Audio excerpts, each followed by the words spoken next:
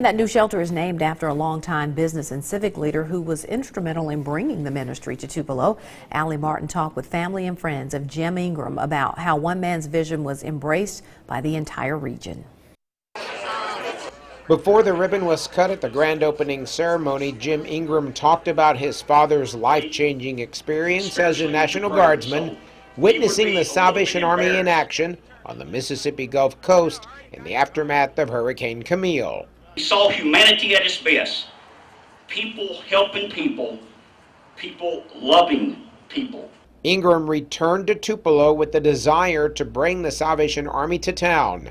The banker and civic leader followed through on his vision with some help. He was emotionally moved. When he came back, he got with the city leaders, he got with volunteers, he got with business people, not only from Tupelo, but from the community, 5-county community, all throughout Northeast Mississippi, and got some people to buy in. Ingram's determination paid off. Tupelo's Salvation Army opened its doors nearly 40 years ago, providing hope and shelter to the homeless. Over time, the demand outpaced the ministry's facilities.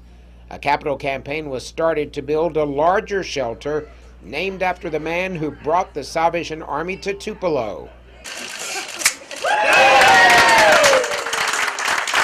Ingram's family and longtime friends say he was a humble man who was never too busy to help those in need. Jim Ingram was just a great guy. He was my Little League baseball coach when I was 10 years old, and so I've known him, knew him all my life, and he is his life was just an example of the Tupelo spirit. You know, he gave back. I mean, he was chairman of the school board. He at Community Federal, he made loans so people could own their first house. He would be proud of Tupelo and the community and the people that worked so hard to keep it going and keep the ball rolling to get this done. I was young, but I do remember going on Christmas Day to houses, the people that did not have much, and he would take my sister and I to people's houses that didn't have much, and we would give them gifts on Christmas Day. The Jim Ingram Red Shield Lodge will help meet the needs of the homeless for decades to come.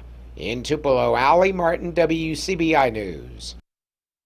And after the ribbon cutting, people who attended today were able to get tours of the new shelter.